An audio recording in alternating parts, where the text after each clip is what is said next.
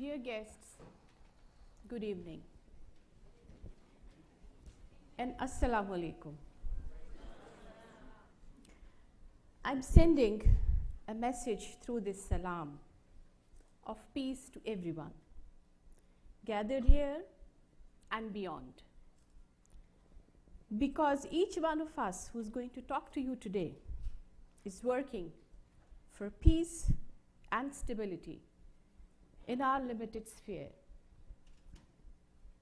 I am Bushra Kadeem Haider from Pakistan. I belong to the city of Peshawar, which is in the northwest province bordering Afghanistan. I run my own school in Peshawar. It has students from age 3 till 18, both girls and boys. In recent years, some 40,000 civilians and around 4,700 security personnel have died as a result of violent extremism, roadside bombs, and frequent drone attacks. My people are suffering from psychiatric disorders in my province and the adjacent federally administered tribal areas. Till 2009, I was a Mayor school teacher, teaching my kids. But suddenly, I hopped into jobs which I had never dreamt of because of the changed situation in the country, and particularly my province. Our city was rocked by a bomb blast every day. A new dawn would not bring hope and aspirations, but more deaths, sirens, and breaking news. Let me ask you a question. Have you ever been afraid? Perhaps yes, perhaps no. I was afraid. And I saw fear in the eyes of my own children and my students. It's devastating. I saw them drawing dead bodies and shattered houses. Fear is a strange bird. If you let it grapple you, you're lost forever. But if you confront it, it runs away. I made the second choice. But the question was, how to do it? I could not kill it because I didn't know how to shoot. So I had to defeat it with something that I was good at. I started with peace education in the school because the children were badly affected. All the violence around them had taken its toll. In peace education, I prepared my own curriculum, engaged mothers, local madrasas, those are the religious schools, and held interfaith dialogue. And it continues today. I started training with Paiman Trust, which is the biggest organization in Pakistan for conflict transformation and peace building. And under its banner, I have trained parliamentarians, youth, civil society members, and police in conflict resolution, transformation, peace building, and interfaith dialogue. As an entrepreneur, I work with women, youth from conflict areas, develop their skills, and link them with the markets. I work at 3 levels: at the community level, with civil society, and government. I identify problems and do advocacy with the government and concerned departments. I advocated for the inclusion of peace education in the provincial curriculums. Although Peace education is not included. Pictures showing men holding guns or swords are removed from the textbooks. On the title pages, peace messages are printed, and support material for peace education was made compulsory. For the last 4 years, I have been advocating for police reforms and increasing the number of women in the security sector. The government finally agreed, and in 2 districts of my province, more women were recruited. And before coming here, I conducted training with police officers in early warning, early response, and community policing. I consider myself as a bridge between the community and the government, and to try find novel ways of moderating extremism in Pakistan.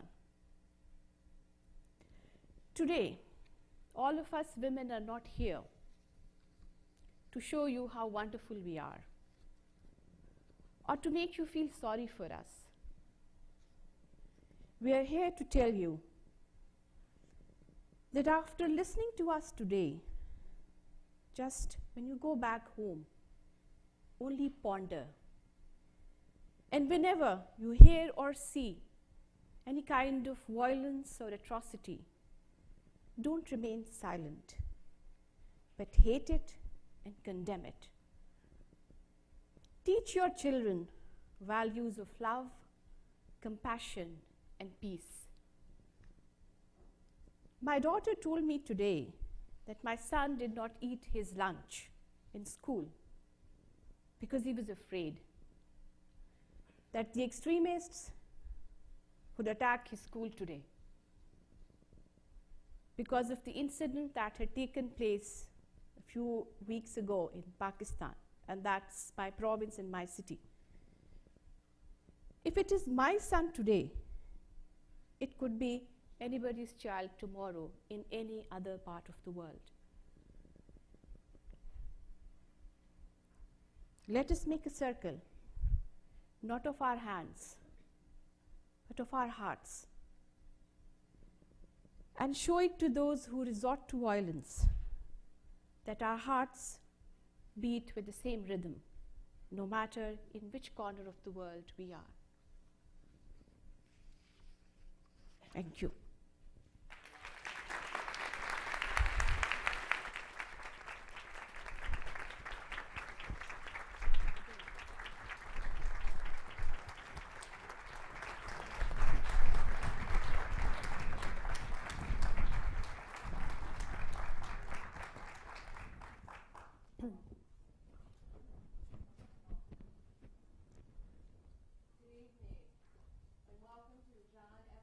Junior Forum. I'm Maggie Williams, Director of the Institute of Politics at Harvard University. Tonight, we discuss the challenges that weigh increasingly on women and girls worldwide, threatening their equality, their well-being, and very survival, the challenges facing women who are living in theaters of war.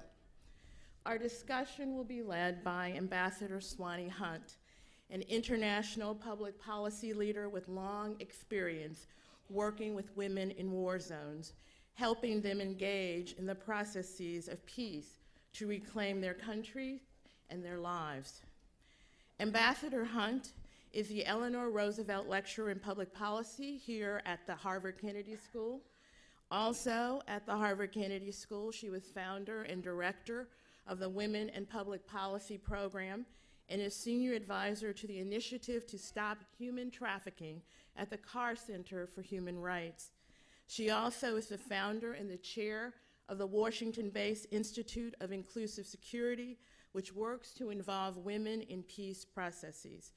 Now, from 1993 to 1997, Ms. Hunt served as U.S. Ambassador to Austria, where she worked to help stabilize neighboring Balkan states, integrate women into the peace process there, and promote women leaders throughout Eastern Europe. In 1997, she launched Vital Voices, Women in Democracy, an international conference that became a State Department program led by then Secretary of State Albright and First Lady Hillary Clinton, and it is now a thriving NGO. Now, just a personal point of reference here. Over the years, I have been fortunate, but my mother would say blessed, to have had the friendship and the encouragement of this brilliant, wonderful woman, Swanee Hunt, whom I admire so greatly and from whom I have learned so much. I am deeply honored to present Ambassador Swanee Hunt. Thank you, Maggie. Thank you.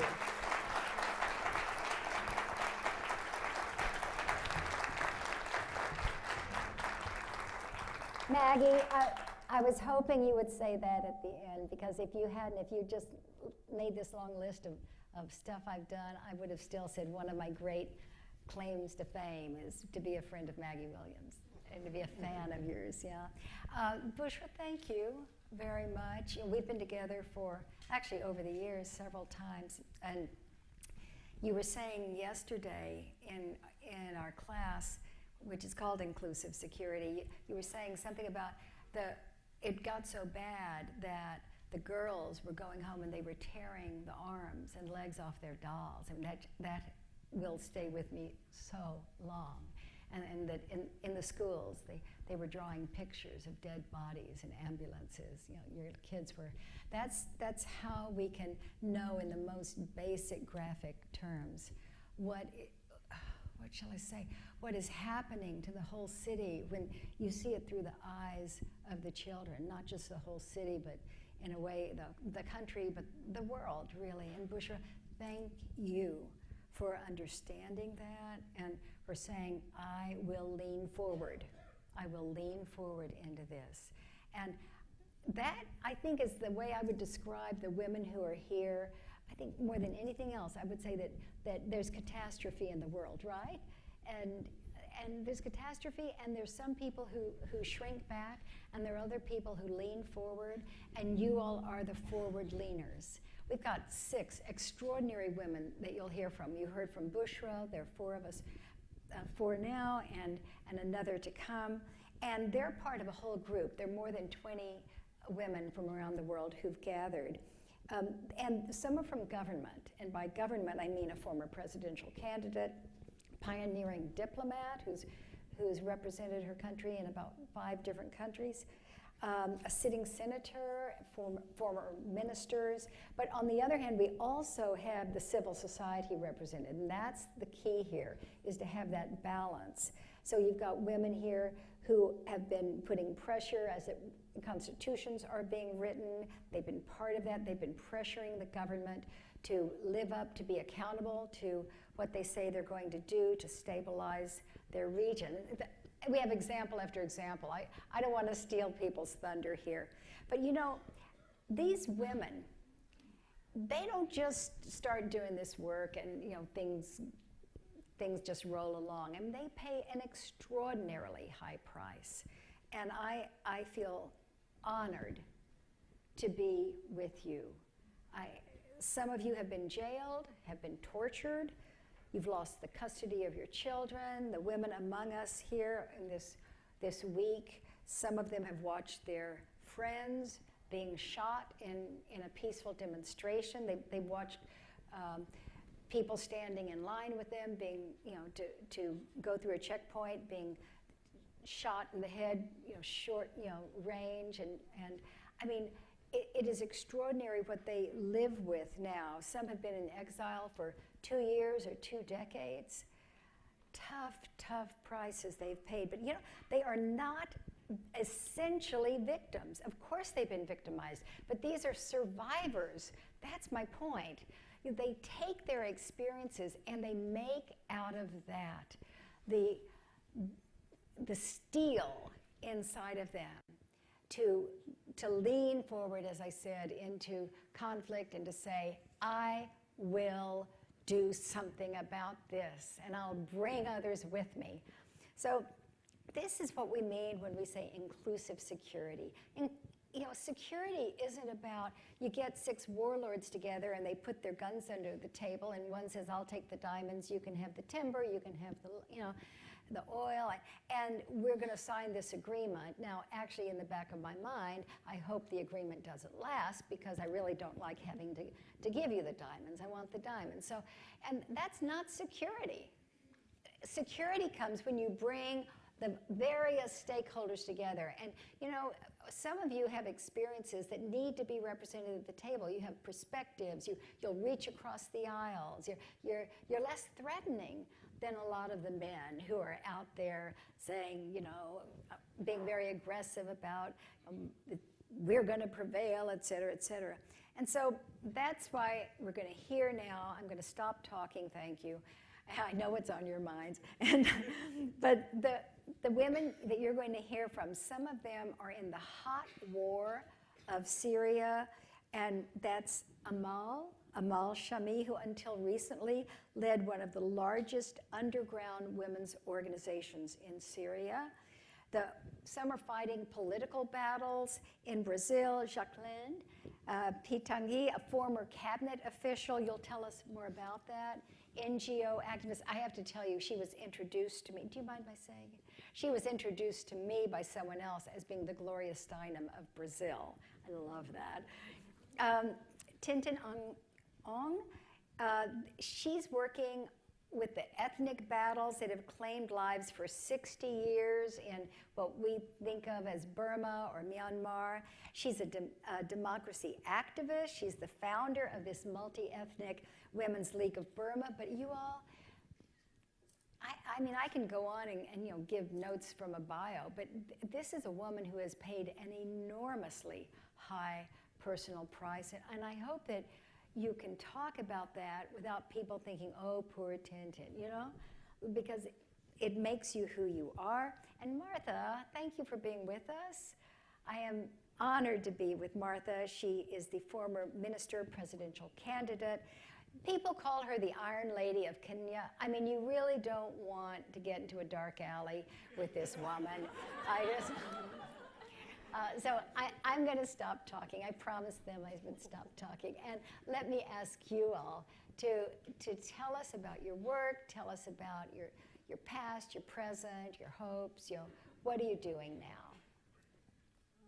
Well, maybe I'll start. Okay. My work is a work in progress. I mean, I feel that I'm always working because I work with human rights and women's rights, and this is never done. This is never done because rights are conquests, are political conquests. They are written with the pen of struggle, with the pen of political negotiation, and there are backlashes all the time. But when I was still in school, there was a military coup in Brazil, and a dictatorship was installed for 21 years. And from the very first moment of dictatorship, my family was against it, because I was raised with the values of justice, of freedom, a very liberal family, committed really to social justice. And these principles are part of my life. And with them, I had to walk against an arbitrary state that was committing violences, disrespecting basic political and civil rights.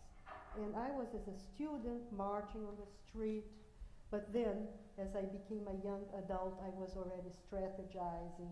And yes, I lived with fear. I've known fear.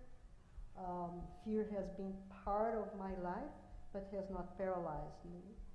And I have been also part of a diaspora, going here and there, living in Europe and Chile, but always working for the reinstallment of democratic principles. However, in the course of this, I started to perceive that there was something else. It was not only the right to vote, free elections, etc. It was something else. Women were a second-class citizen in Brazilian society, and we could not think of democracy not placing on it, not as a marginal to be resolved afterwards, but as a central issue of democracy, gender equality. And that's how feminism came into my life. And I became also an activist for women's rights. And then I was indicating. What's an activist for women's rights? Well, Right. it's someone that is always first denouncing inequalities towards women.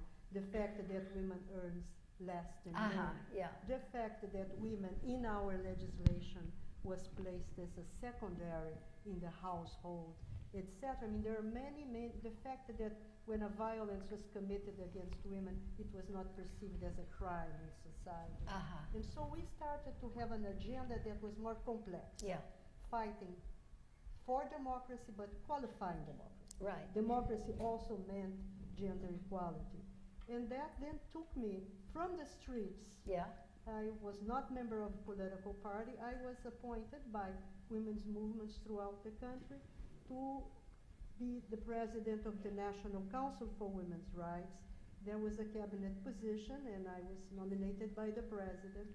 And for 4 years, I learned how to use power, but I also, with all the women that were with me, because this is always a collective, really a collective work, we have been able to be protagonists maybe on the most important political moment of our country, which was the democratization and the rewriting of a new constitution. And I must say that we celebrated 80% of women's demands, from labor rights to social benefits, to the recognition of reproductive rights, to the recognition of the duty of the state to combat violence, interfamily violence, to maternal rights. Right. They are included in our constitution, 80%. Wow. Why do I keep working? Because as I said, human rights are always subject to backlashes. Nothing is really assured where we walk. And so we see the backlashes, we are living backlashes, so here we are. Yeah. Yeah. Working again. Really inspiring. Really inspiring. And yeah. Similarities to Brazil. Ours has been a journey to review our constitution, a 20-year journey, and my call to leadership came as a young lawyer when I realized that the political environment is what determined the environment I lived in and worked in. So I felt called upon to step in and demand that the government expands the democratic space. And together with others, we were propelled to leadership. I became a leader in the Law Society. And when our laws were changed to accommodate plural democracy, I ran for a position as a member of parliament. I was re-elected 4 times actually. We have 5-year terms, so I was a member of parliament for 20 years. In the course of that, I got appointed to cabinet as Minister for Water, and I remember not being too happy to be appointed Minister for Water and sulking for 6 hours. Then I realized I was actually being silly and not seeing the opportunity it presented me to serve my nation at that level. I styled up, found out all I needed to about water, and realized I could change the lives of women. I knew water intimately, in the sense that, like most girls in Kenya, I had fetched water in the river. I may not have traveled long distances. There are women in Kenya who travel over 12 miles to fetch water, and that means the whole day. So I took up the work in the ministry with all the passion I could, and for 3 years I implemented the water sector reforms, making the water delivery and governance more inclusive and more transparent. Before I could finish the reforms in water or take them to a level I felt was comfortable, I was moved to the Ministry of Justice. And then we went to elections, and there was a dispute over the presidential election, leading to bloodshed, where more than 1,300 people lost their lives, and over 600,000 were displaced. Wow. It necessitated negotiations between the government and the opposition. I was appointed to lead the negotiations on the government side. I had already been reappointed Minister for Justice. We negotiated and came up with a grand coalition government. This helped us to achieve what we had been unable to achieve for a long time, because with a government that included the majority of parliamentarians, we were able to enact a new constitution. I feel happy that I was supervising or overseeing the laws that helped us to achieve that constitution. But before the constitution could be delivered, I resigned on principle, but I was able to participate as a member of parliament in the making of the constitution. For 20 years, while struggling for the Kenyan constitution, we were also struggling for recognition as women. And I want to say that most conflicts in many countries, including Kenya, are over resources and marginalization. As women, we felt excluded, we felt marginalized. Like Brazil, we achieved getting space in the constitution, firstly in the laws that were guiding the constitution review, and our rights were taken on board the new constitution. I felt that having been in the process for that long and understanding the constitution the way I did, having been with the process from the beginning, I could do more for my country, and I therefore decided to run for president. I ran for president. I did not get the vote, a little disappointed, but I said, after all the 4 times I had been elected, somebody lost. So losing once, I shouldn't complain too hard. So I said to myself, I'm not done yet. I'll have a go at it another time. Brava. So I've been elected.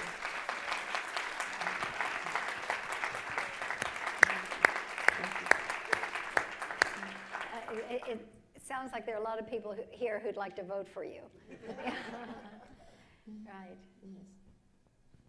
For me, Martha, we in the country I came from, in Syria, we have the same struggle you had, but the struggle in Syria accompanies us in a very extraordinary situations.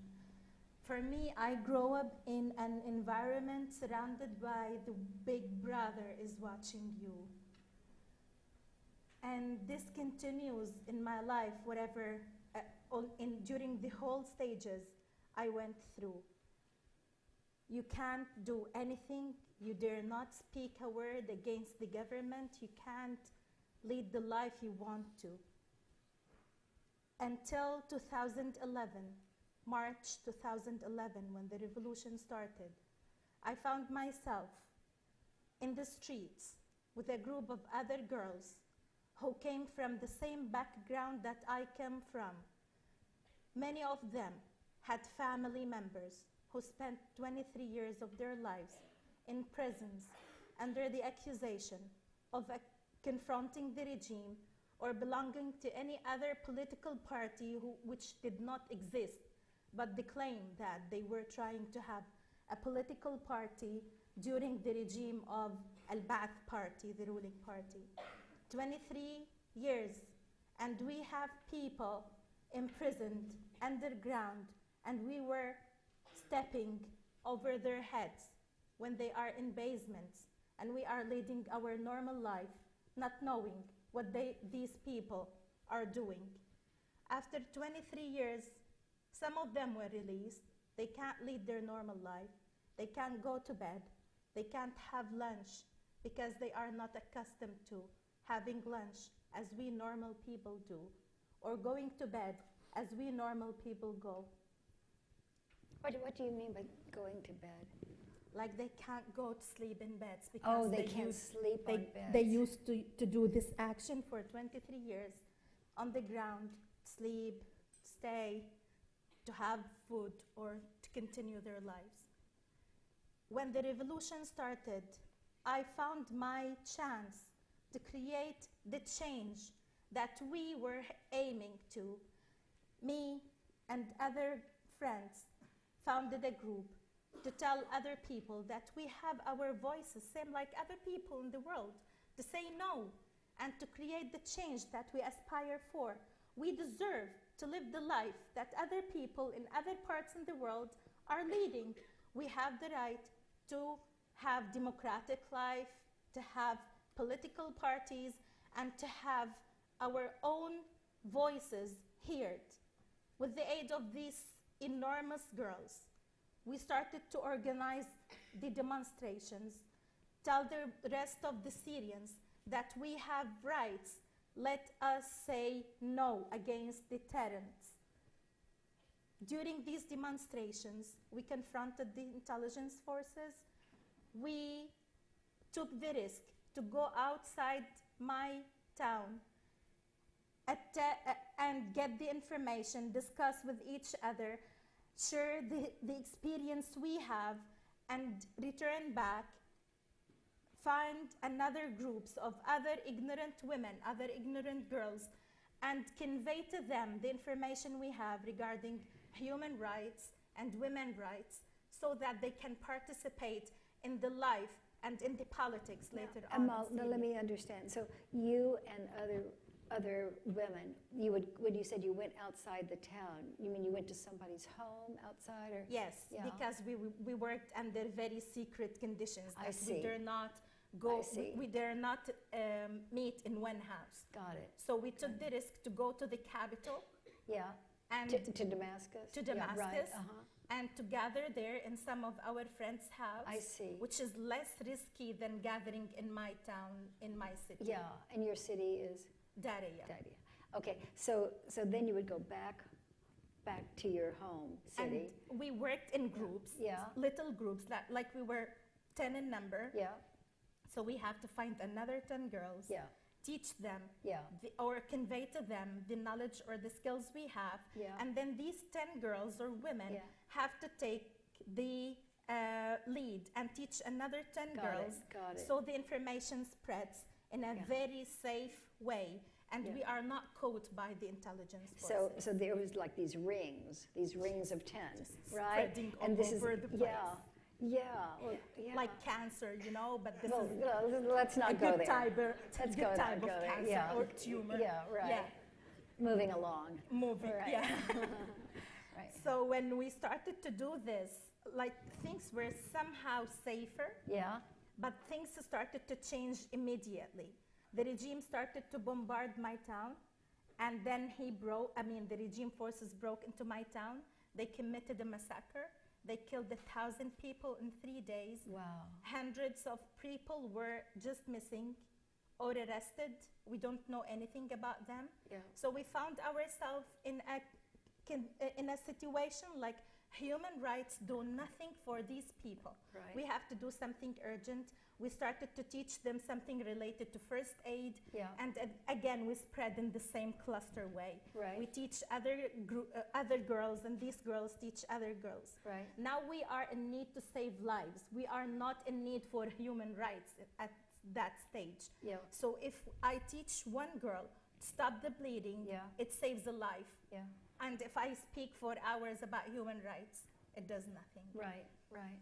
And then we started to work with those little kids who lost their fathers and now they are traumatized. Yeah. We took the risk under the shelling, under the risk of being confronted by the intelligence forces.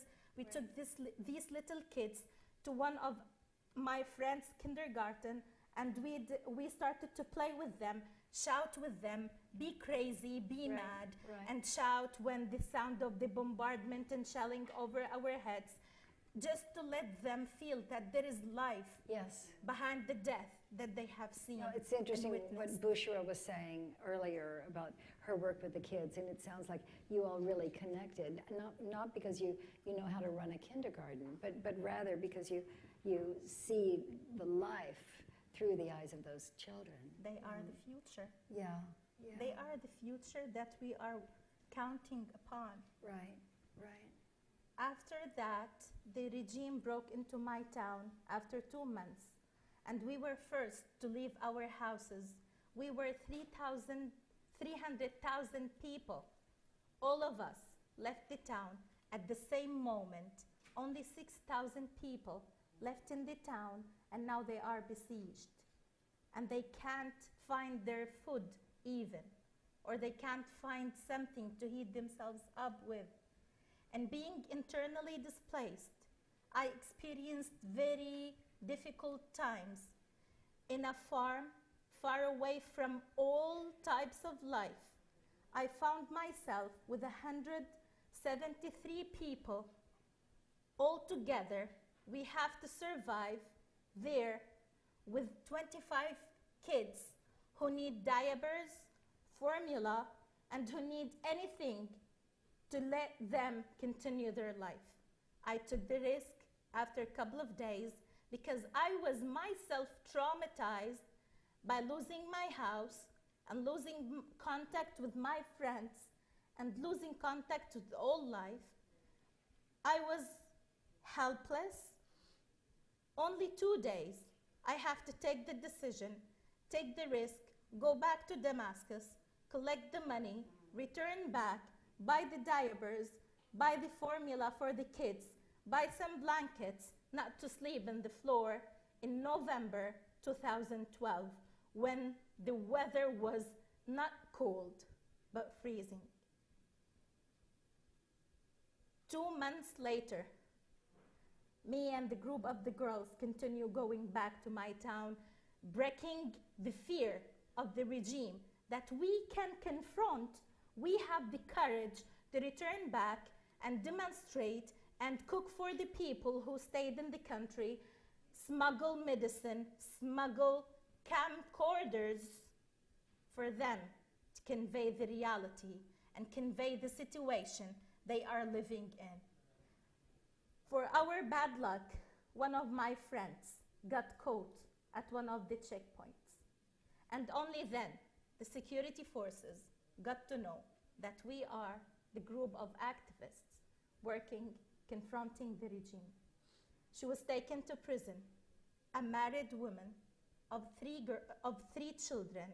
Her husband was taken also. Her mom was arrested also by regime, and her 3 kids were taken to prison for 24 hours. Now the husband is killed under torture.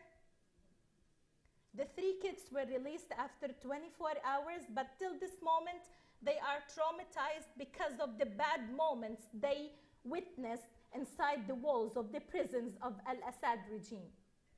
She was released after 7 months. And another 2 girls were entrapped by her mother, and they were taken to prison also. At that moment, I have to leave my Damascus. I have to leave my family behind me, all my memories, all the dear things that I grow up with, and be a refugee in other country having no rights or no dignity because I'm a stranger. I took the decision, or no, it's not me who took the decision. The rest of the group take the decision that we either leave the country or go to prison. And then they decided that if we are in prison, nothing will change. If we are outside the country, we can create the change that we can.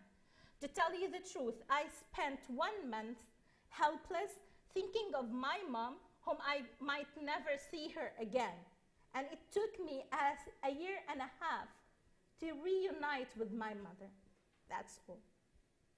I'm lucky I reunited with my mom. Other people spend their lives waiting the moment to return back and be reunited with their families. Right, right, right.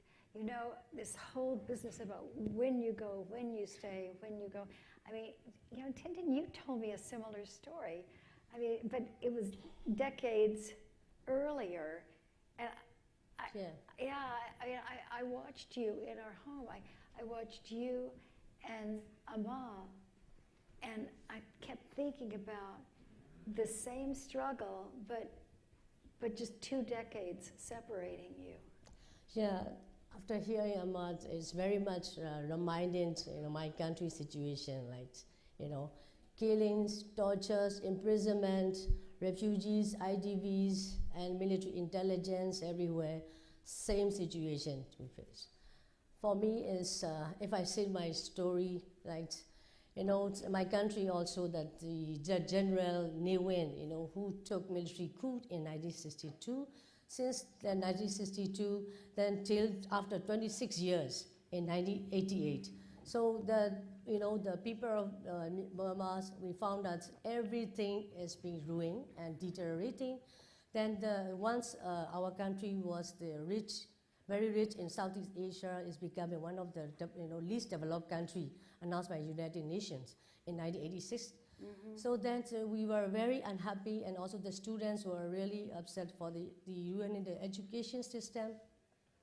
Then that the trigger moment, because in 1987 that he again made stupid decision, like he just stopped all the notes, currency note, Burmese currency note. Well, we cannot use anymore 45 just notes, 90 notes, 75 notes. Then it's really about students started leading the demonstration against the regime. Then it's the 1988 the student leader called this nationwide democracies uprising on 8 August 1988. That is a 88 movement. Then I really never waited to join this movement. I also never liked this injustice, and also in my life, I always fight. Within the family also, I used to be a rebel against all the, the control. Why am I not against surprised? it. So that's why, even though my family is military family, my father was from Air Force, and also my brother is from Army. But they wanted to try to control me, but I never, I really resisted. So then I joined it without telling my parents, and I was on the street since that day. Every day we were asking for the multi-party democracy system. We against the one-party dictatorship rule. But, it's again another military coup, and also it happened in September 1988. So on that date, military government announced on radio that no more demonstration, otherwise they were cracked down. Right. This really happened. So on next day, on 19th September 1988, I was also there with the big thousands of people, students, very young high school student also there, military, medical student were there. We marched, and also we again asked for democracy. But this military government gave a shooting order, and that soldiers really hiding in the place like the top of the Union Bank, and also really shooting, directing the students. Then I also survived. I can say that I had to also run away, like the other students died on the street in my eyes. There's a very young girls from high schools really holding the flag, but she just on the spot died with all the blood. Then suddenly we really, the military crackdown was too brutal. On that day, we heard that estimated 3,000 students died on the spot. Then after that, I just quietly, going back home in the evening, very late evening, and my mother was very worried. And she also warned me that, that he will shoot that General Ne Win, because she knew that what happened after 1962. Right. So, but I just quietly stayed for some few days, but I decided that, this is this movement. We have to continue this against injustice, because my elder brother also came back from other town, and we started a fight. I really argued with my brother. Why did you guys shoot this unarmed, peaceful children? Right. As he just say cold-heartedly, and also he said, but this in military, this order, if the army officer above have to give order to shoot, then we have to shoot.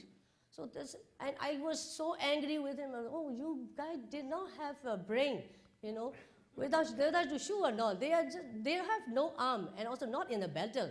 On the street of Rangoon, it's very peaceful without an arms. So then we started fighting with my brothers, and of course my family did not support my activism. Uh-huh. So I just did not tell, and I, like she said, I was also, did not tell my parents and stay and sleep with my friend's home and did not come back. So they did not, they know that I was planning to leave the country. Right. Because I decided, because of that moment is my turning point, I just left a note written to my mother. I'm going to join a revolutionary and start an armed struggle, because I thought that we will not win with the peaceful demonstration to this brutal regime.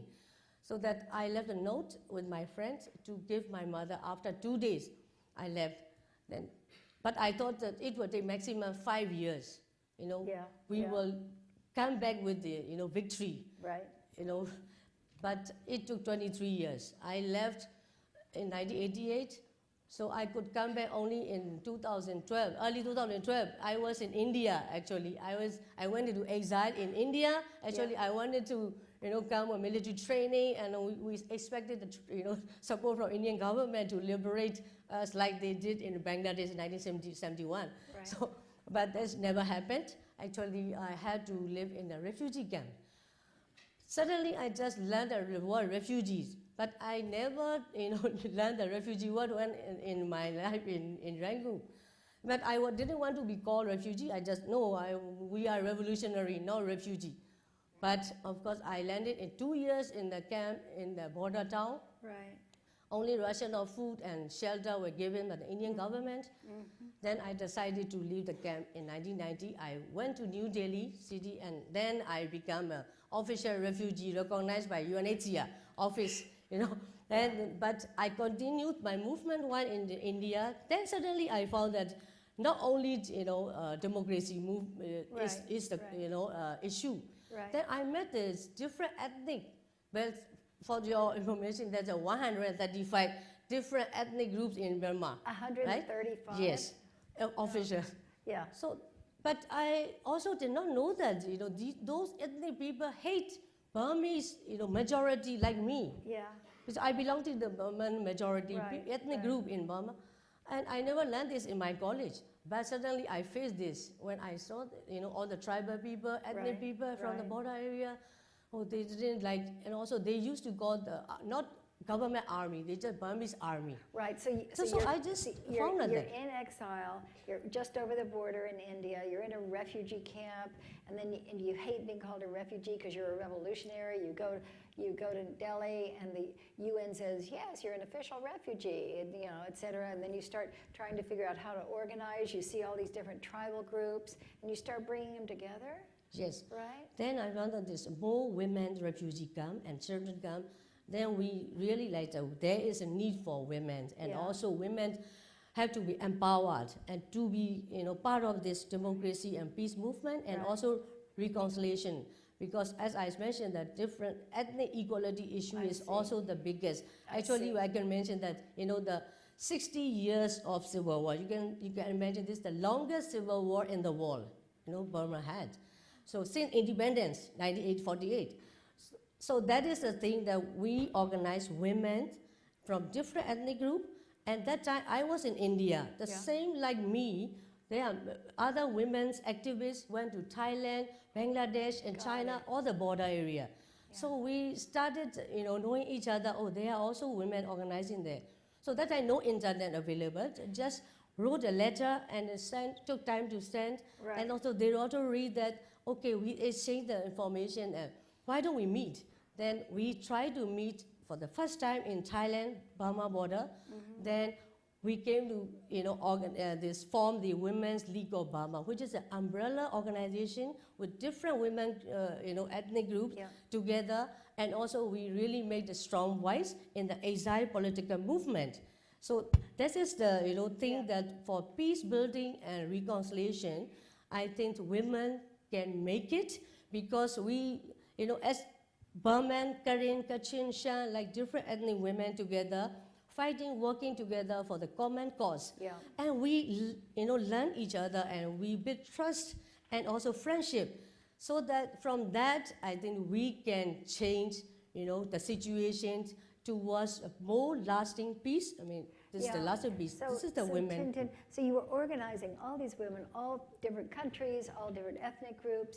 And do you have any sense of how many women were involved in all of your organizing? Oh, it's a Women's League of Burma is 13 different ethnic women Right, organization. right. It's one women organization has more than 30,000 membership. Yeah. For example, Karen Women's Group. Right. So And so then the borders open and you all go in, right? yes, now because of the door opened up Right. in 2012, little Right. changes. Then I came back. Right. Then what happened is many activists like me could not come back home till now. Right. So, but I just took a chance to come back, and also I created a network bridging women from inside and outside women group, Right, right. activists. So that is a kind of networking. Yes. Now we started working with the women from inside the country Yeah. and also outside. But see, this is really key in these situations with the post-conflict time. There's so much fragmentation. Really, the society starts just falling apart, and then you come in, you've already organized from outside, you come in, you organize the inside and the outside, and that becomes an extremely important glue. Tintin, as people come up to ask questions now, I'm going to add Bushra. Will you come back up? And we have one more pastor, Pastor Esther. Let me introduce you very briefly. I'm going to actually trade places over here. You sit over here where I've been. I'm going to sit over here, and because I want to very much hear the kinds of questions you all have. If you'll come up to the mic and join this conversation, we would love to have you.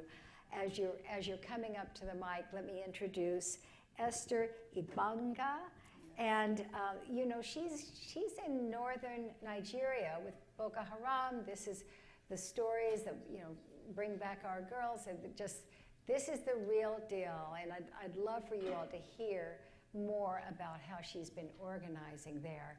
But seriously, you all come join this conversation. There are microphones set up. Yes, please. Good evening. And identify yourself. Sure, And as you know, the rules here are that questions end with a question mark. Right? My name is Nicolas. I am from France and I'm a mid-career student here at the Kennedy School. I'm also the co-founder of the Future Society here at the Kennedy School, which is a student club. And my question is to Mrs. Amal from Syria. I found it very interesting how you leverage the power of women to self-organize and combat in a form. And without exposing yourself and your comrades, because most of the military intelligence officers are generally men, most of them, what kind of advantage, I would say, tactical advantage, did you draw from the fact that you self-organize as women vis-a-vis a male-dominated intelligence service? How could we deal with this? Was there a certain advantage being a woman, given Yes, that the sure. intelligence services and Like, the military were men? The first advantage is, I come from a culture that it's a taboo to violate a woman. So they counted to 10 and before they arrest a woman, but now they violate all of us. Like it was at the very beginning when things were very slow. This is the first advantage, that we took the risk that when we meet 10 girls, we're doing nothing, we're just having coffee. But when 10 men meet, they are conspiring against the government. This is the first advantage. The second example that could broaden or make the picture more clear, now in the besieged areas, when I mean besieged, there are cities encircled by the regime forces. They don't let the people out or in the cities or the towns. And in one of the besieged areas, if a man tries to cross the checkpoints, he will get arrested under the pretext he is a terrorist or supporting the terrorists.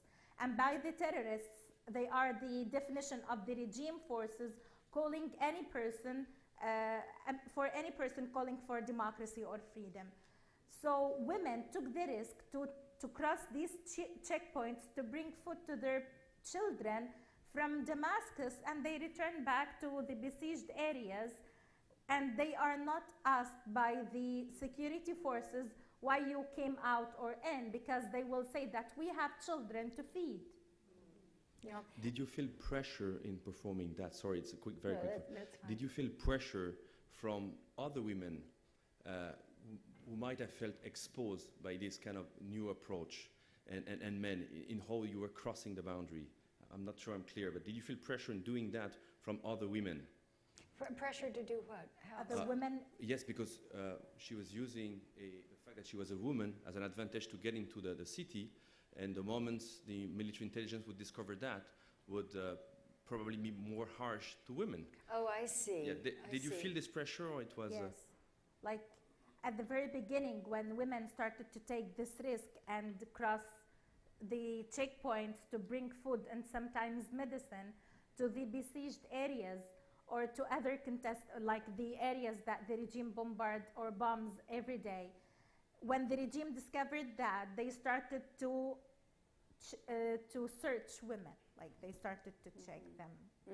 Yeah, which is of course just a small symbol of so much more in terms of the violence against women. You know, Amal, as our colleagues at the Institute for Inclusive Security have told me about the work that they're doing with coaching women leaders, et cetera, across the border in Turkey. They've been talking to me about these women are so brave. They come through the checkpoints to get to these courses and these workshops. And now hearing you, I have, I mean, look, my understanding is this big, right? But at least it's much more vivid to me what you're describing in terms of the risk that women have taken to go across the border to these workshops and gatherings for the coaching. I feel very humbled by this. Thank you. Yes, hi. Privileged to be among all of you great ladies. I'm Pushpi. I coordinated the Reconciliation Secretariat for the Sri Lankan President. And my question is specifically for Bushra.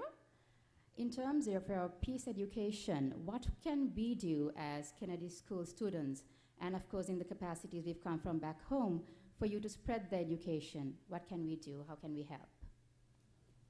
Well, you can come up with new ideas or maybe even topics, because there are certain topics which are given in our religious studies book, but I wanted to come up with something different for the students, because if they're studying the same thing again and again, they get bored with it. So I started with diversity as a topic which they had never thought about it. So I would suggest that if you can come up with something new, maybe more activities that you can send to me, or I'm presently working with Catherine Phillox, which is a US-based playwright, and I'm working with her on a play which is about the effect of conflict on children, and I intend to stage it here in the US and both in my own country. So if I can get the space, I can bring in my children and they can perform that stage play here. So after we're finished with this session, if people want to find out how to email you, they can Yes, come up I and- can give them my email address. Okay. Do you want to do it right now? Yeah, it's bushakadeem@yahoo.com, and I'm on Wait, Facebook. that way. Slow it down. Slow it down. Bushra. Kadeem, it's QADEEN @yahoo.com. At and I'm- yahoo.com. Yeah, and I'm on the Facebook also. Okay. Thanks, So Bushra. I'm open to all kinds of suggestions. If you have anything new, you can always find me. Great. Thank you. Yes, please. Hi, my name is Sylvia. I'm a senior at the college. My question goes to the panel in the terms of peacekeeping and peace building after conflict. Yes. So it seems that women are instrumental in the transition towards peace, but it seems that these groups and these trainings while are consolidated after conflict, once a peace agreement is reached, don't transition well into a peace, into the time of peace, so to speak. So how is it that these groups, these trainings can transition to become part of the democratization process, can become a part of the transition process after conflict. Okay, so the question is, after the conflict is over, how can women come in and shape and stabilize the Just- situation? Yes, and just continue the work that they've been doing before to reach the, to reach the what happens after a conflict. Can because- you all give an example, I Jacqueline? just wanted to come into this discussion of peace and conflict because I think that conflict is part of the history of humanity. I mean, there's always conflict. There's conflict because there's conflict between nations, but there's conflict in the homes, there's conflict in the streets. Conflict is part of living together. I think when we talk about peace is how do we solve conflict? That's exactly what we're talking about. How do we solve conflict? Using violence, imposing, dominating, destroying, or using diplomacy, negotiation. And then I think comes a very important ingredient, and I think it goes in the direction of what you asked, which is discussing peace today. We have to include violence against women. I think we have to include violence and domestic violence also on any conversation about solving conflicts and about peace. And I think that the Vienna Conference of 1993 on human rights made it very explicit that violence against women is a human rights violation. And so I think that we have enlarged the concept of peace, and we have included there some ingredients to negotiate, one of them being gender equity and gender equality. Otherwise, how can you negotiate if you're so unequal? And Yeah. so I think that we're dealing now with a much more complex, because we are recognizing the complexity of the world Right. and the complexity of the conflicts. Right. So I really Right. think If that I may, Yes, please, if Martha. I may add, I think that inclusive and transparent governance is the first step towards inclusive security. I said earlier that most conflicts are about resources and exclusion. So once everybody is at the table, you actually are building peace as opposed to waiting for when there is conflict for you to start resolving. In Kenya, the 2010 constitution, which is our new constitution, includes women in all stages of governance, in elected positions, in appointed positions, everywhere in public life. Women have to have 1/3. Other marginalized groups are also recognized and given slots. How well we implement the law now is what will define whether we can have sustainable peace. So like my colleague here said in the beginning, society and everyday life is dynamic. So you finish this issue, a new issue arises. It is important to have everybody at the table as a foundation for inclusive security. Well, you convinced me. Yes, sir. I think I want to add one about the transitional justice, because during the wartime and armed conflict, and the women suffered most. It's human rights violations. It's everybody, men and women and children, but for women, it's sexual violence and conflict is a really, really big issue. So that after this transitional period, or after the conflict, I think so this issue has to be tackled. Otherwise you have to recognize this sexual violence and conflict against women, and we have to do this justice to women. Then only we can move on. And of course, the women, it has to be in decision-making level. Without women at the decision-making power, and these kind of human security issue will not be included in their peace agreement, a ceasefire agreement. Yeah, it's really interesting because, like you, I've studied transitional justice, which means that after horrific genocide or massacres or whatever, the court system isn't set up to deal with that, the regular court system. So that you've got to have this transitional time. And of course, the classic is the Nuremberg tribunals after World War II, but then another classic is South Africa, which said, well, we're going to have a reconciling process, not a retributive one. And women, people don't know this story, but women have played a key role, because often the men didn't want to come and say, oh, well, I was victimized in this way and that way, because, you know, they're men. They didn't want to talk about the bad things that happened to them. And so the women would actually come and say, here's what happened to my brother. Here's what happened to my son. Very, very interesting how they became the majority of the witnesses, as well as many, many of the judges. So these systems actually, in terms of setting up a non-corrupt government, women play a key, an essential role, because they don't seem to be as corruptible, most women, as men. But don't quote me, because I'll deny I said that. Okay? Yes, sure. My name is Devobroto. I am from Bangladesh, neighbor to Myanmar or Burma. I'm a mission fellow and an MPA student here. So my question to Ms. Tintin, since you are working, you have worked in Delhi as in exile or as a refugee, whatever term you may prefer. You also know that you have lot many Northern Arakan refugees in Bangladesh. Some are officially registered and lot many are not.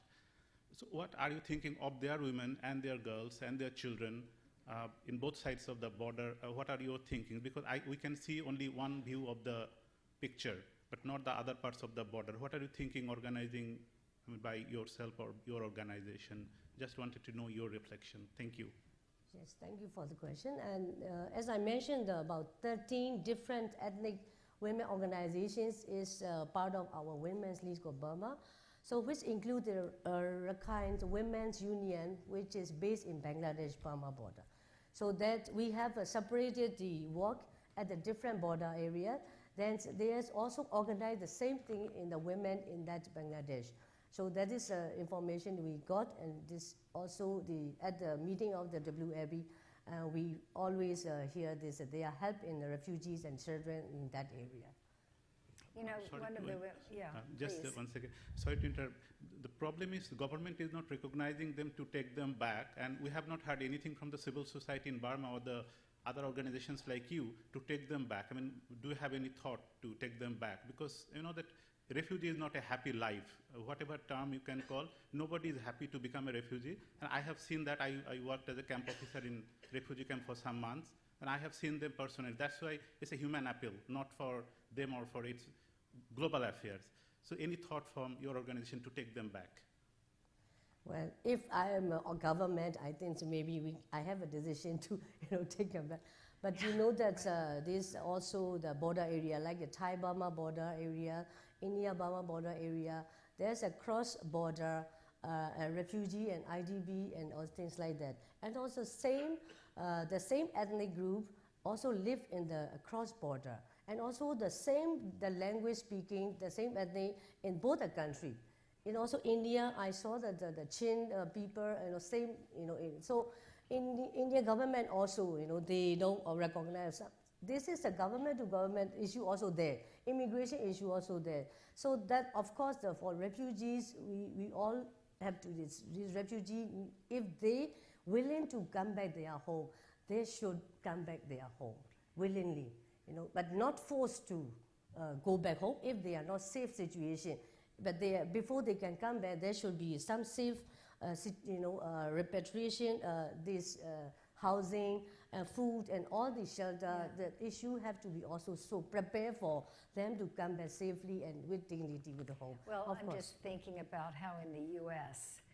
we have been facing the same issue of masses of children who have come across the border, and no one can figure out, should they be staying here? Should they be forced to go back? And this really isn't about Bangladesh. It really isn't about Myanmar. It's about all over the world. And Tintin, I want to underscore what you said, that if you were the minister of whichever, that you would make sure to solve this problem of the children. I think maybe that's a good idea for you to become the minister. Yeah? But I think we need to figure that out. Yeah, let's figure that one out. What do you think? Where am I? Yusra? There. Thank you, everyone, for sharing your inspiring words and your work with us. My question is for the pastor. Before I say more, I'll say that I'm Yusra. I study religion and politics at Harvard Divinity School, and I work at the mayor's office on faith-based engagement as a way of doing violence prevention in the city. Pastor, I wanted to ask you, I've heard you speak about your work in both the Christian and Muslim communities.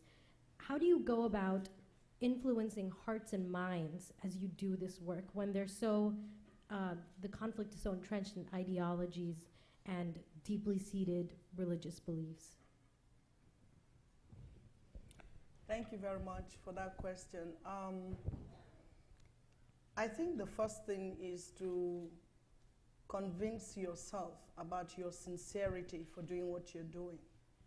You have to believe in what you're doing, and when you engage the other side and they see that sincerity and truthfulness in you, then you're able to win their trust. So I think that if you don't go across to them with an ulterior motive, but you go because you genuinely love them and you genuinely desire peace, not just for yourself or your side or your faith, but for the other faith as well. I think that goes a long way to winning their hearts. Thank you. You're welcome. Yes. Good evening. Thank you for that wonderful, inspiring presentation. My name is Renu, and I'm from India, and I'm a Mason Fellow, mid-career student here at the Harvard Kennedy School. My question is to Tingting. After 23 years, you are almost there at the door of democracy. Almost. Because the next election will decide if democracy has actually finally come in Burma. Do you think that you will have full democracy in the next election? What are your thoughts? Thank you. Well, I think in my mind, what I'm thinking is not only election is democracy, because democracy is not complete only with the elections. So democracy is a process and value we have to work for the whole the time. So of course the 2015 elections, we hope that will be free and fair elections, but we are not sure. This is 50-50s because the situation we are now seeing is that the ruling government and also military, they are not willing to release the power. They still want to control with some kind of the tricky ways. So we see this situation so that Aung San Suu Kyi and also democratic forces are trying to amend the constitution before the elections.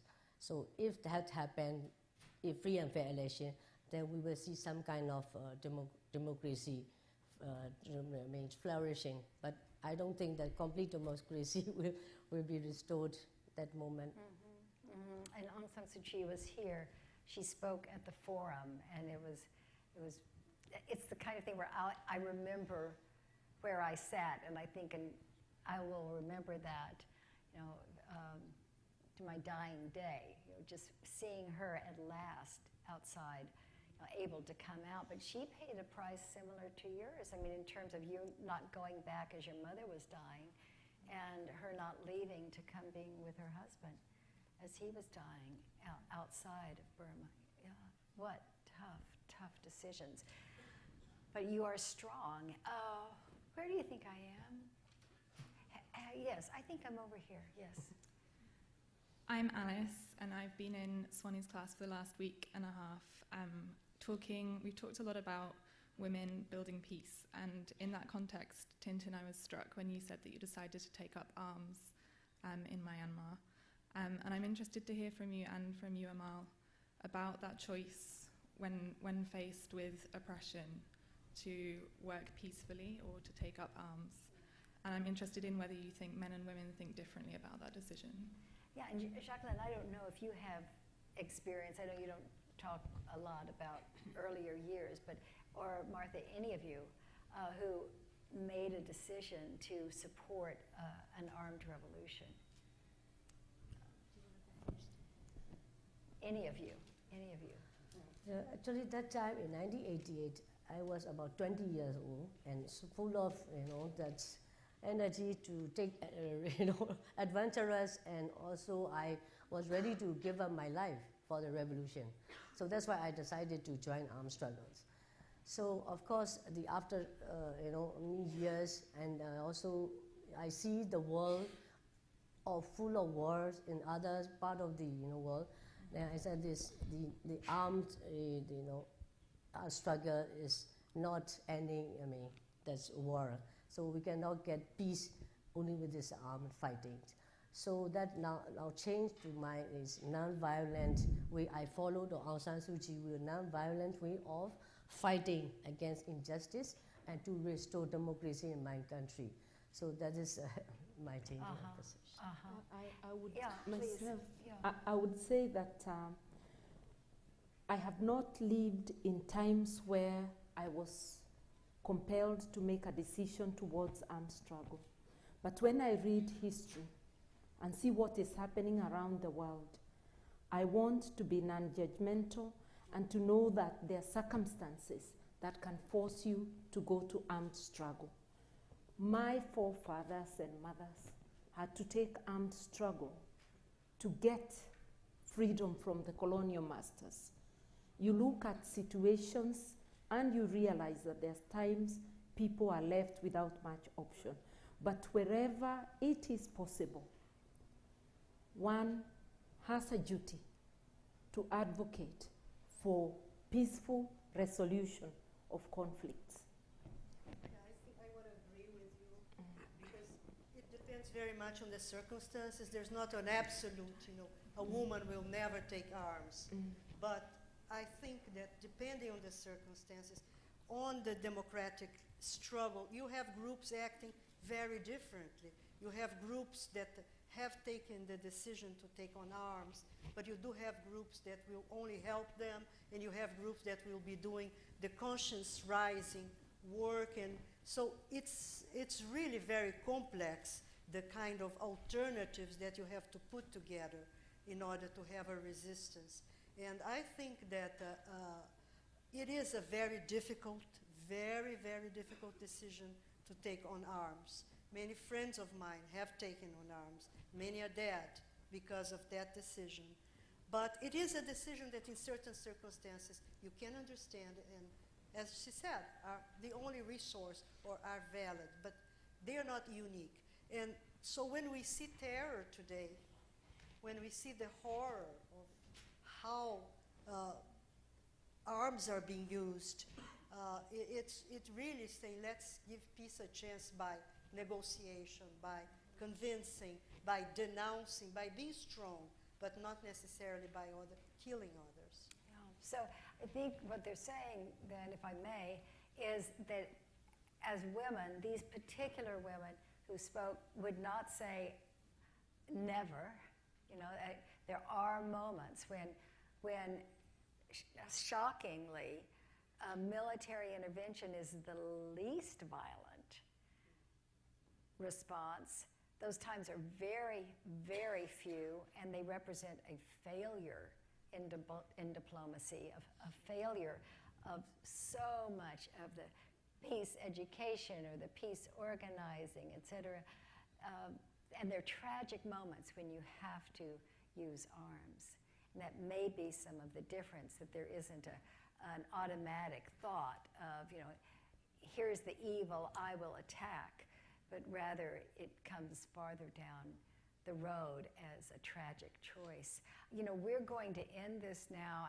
I'm so sorry. You're going to have to ask your question separately, because I'm going to ask Esther if she will come, and I believe there's a music stand here to come with you. And if you would provide us the last word here, Esther, would you please bring it? Yes, thank you.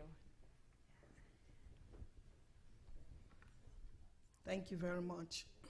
Good evening, all. My name is Esther Ibanga, and I've pastored a church in Jos Plateau State for the past 20 years. I'm also the founder and leader of Women Without Walls Initiative, a coalition of different ethnic and interfaith women's group that we formed 4 years ago. to address the incessant ethno-religious conflicts that have rocked my state since 1994, with thousands of people losing their lives senselessly. Following the killings of Christians in the region, I've had to overcome my fear and anger and get out of my comfortable, safe, and uninvolved life to lead a protest march of about 100,000 women. My Muslim counterpart also organized Muslim women to protest the killings of Muslims in our state. In spite of the two rallies, the killings continued. So we decided to come together to fight a common cause, as the issues we found out were not religious but political. Religion was used as a powerful tool.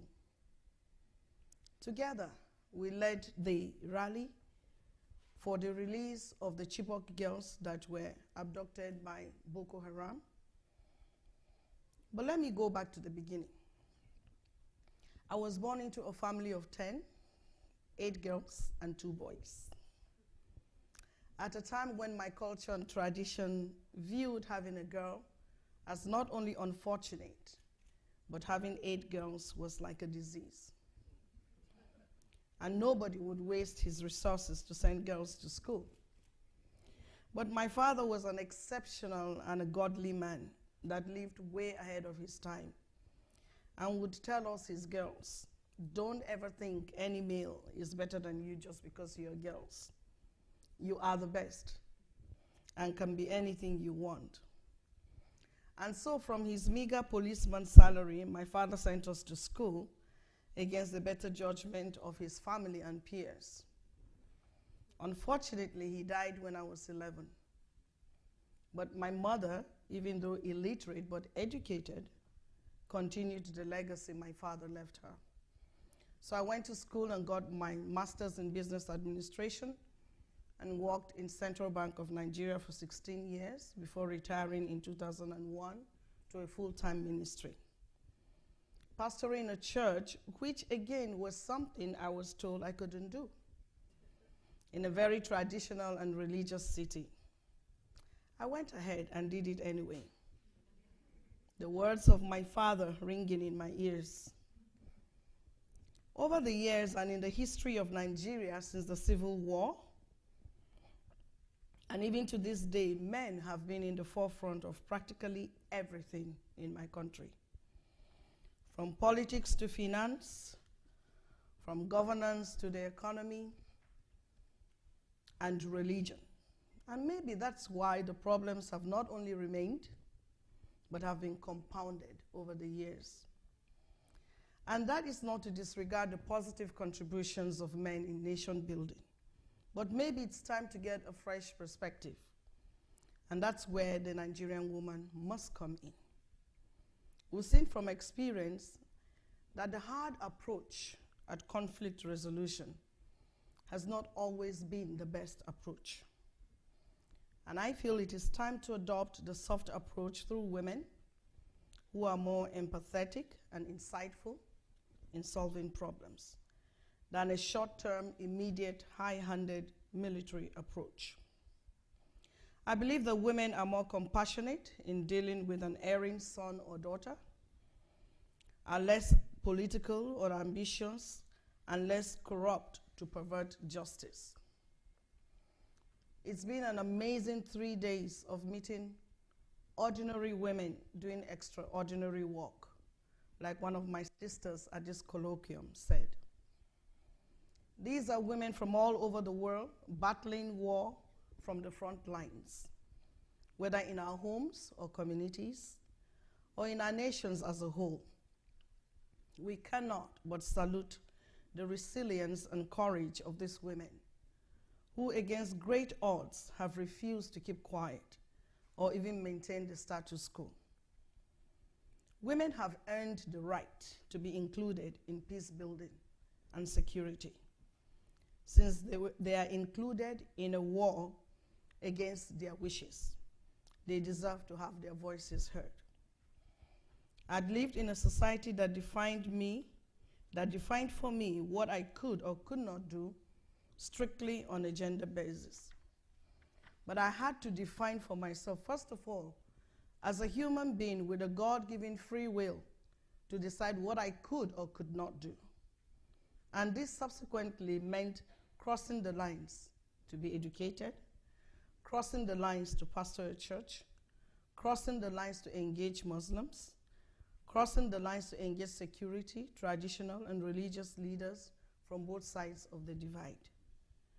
A few years ago, at the height of the ethno-religious crisis in my city, the house my mother had lived in for 35 years was burned to the ground. I grew up in that house. Years of memories were made there. Pictures and other mementos were suddenly destroyed. It was devastating, and I was heartbroken and overwhelmed with anger. So I had a journey to make, a journey of forgiveness.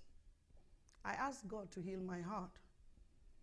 It wasn't immediate, but eventually I came to that point where I could truly look at Muslims in the eye with a forgiving heart and truly love them. Only then could I reach out and do the work I'm doing today. God created us all different and unique, tall and short, black and white, male and female, to contribute to the world the uniqueness of who we are, and not to destroy because we are not like the other. But this is not just my journey, it's a journey for all of us. And I challenge you all to have the courage to take the first step towards that journey. Thank you so very much for being here. May God bless you and keep you. May God cause his face to shine upon you and give you peace. Good night. Thank you.